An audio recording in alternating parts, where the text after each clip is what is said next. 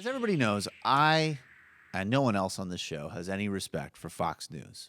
But I obviously take the crisis of sexual violence and rape in this culture, and we all do so seriously, that anytime you see Fox or really anybody calling it out, but maybe even particularly Fox because of the destructive role that they mainly play in American discourse, I want to give credit where credit is due. And I saw a headline today that actually showed that a Fox commentator was not only talking about rape, but actually talking about verbal discourse and rape, which is something we talk about on this show because we talk about the cultural contexts that facilitate, drive, and support violence against women. So I was surprised. I mean, this is on Sean Hannity, verbal rape.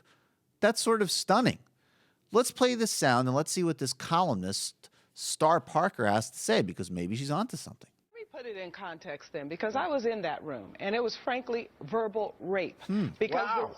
Oh, Wow. yeah. Really? We were not expecting it. Yikes. Nobody wanted it. Yikes. It was horrible to sit through, and after it was over, we all felt like crap. Pause because it. let me tell What is she talking about here? This sounds like, I mean, even by my standards of being very attuned to these things, like maybe a really, really questionable analogy to use with response to, I don't know, maybe some music that was offensive or maybe a comedian making a horrible joke or something. I mean, what kind of terrible event was she at? Let's keep playing and find out. you why we were all there. That's a harsh term. That's harsh. Verbal rape is what it was, because he pulled the air out of the room. There were 4,000 people there to unify.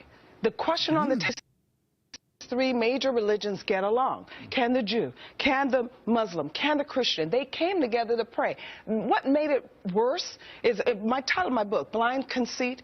He was so blind, he's so arrogant in his conceit, he didn't even notice that the audience wasn't even all Christian. There were Muslims in the room. There were people from 130 different countries sitting there.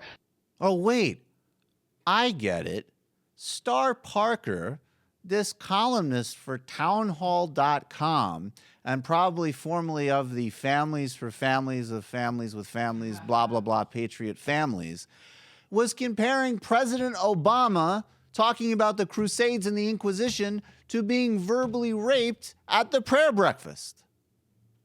Ah. Wow. I see. Of course, in the one moment where I thought Fox News might have actually stepped up on something, they may have produced one of the worst, most stupid, most demented, most disgusting, most delusional comments I've ever heard in my life. And I'm just going to read. This is President Obama engaging in verbal rape. This is President Obama. As defined by Star Parker. As defined by Star Parker, that brilliant columnist who takes rape so seriously.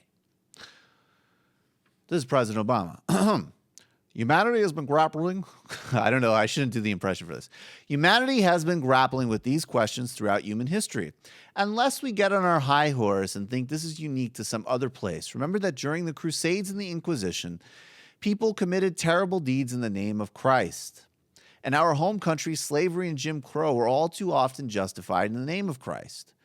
Michelle and I returned from India, an incredible, beautiful country full of magnificent diversity, but a place where, in past years, religious faiths of all types have on occasion been targeted by other faiths simply due to their heritage and beliefs. Acts of intolerance that would have shocked Gandhiji. In parentheses, probably wouldn't have shocked Gandhiji because he was assassinated by a Hindu fundamentalist. But at any rate, the person who helped liberate that nation. That is what Fox News is calling a verbal raping. I did a segment on this yesterday. Matt and I talked about it.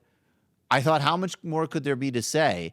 And then I saw this woman who may have just replaced Brian Kilmeade as the stupidest human being on planet Earth. Fox News, I'm still available for bookings. I would like to just say that yesterday we were talking about how Fox News really has to up their game if they want to shock and surprise us to the point where we have to play a clip on this show because we've seen and heard it all from them now. That's right. And then they're like, you know who could do it? And they were right. Star Parker. Star Parker coming out of nowhere. Yeah. She was like the southpaw no one's ever heard knocked it of. out of the Coming up park. to The coming out of the ultimate underdog. bullpen.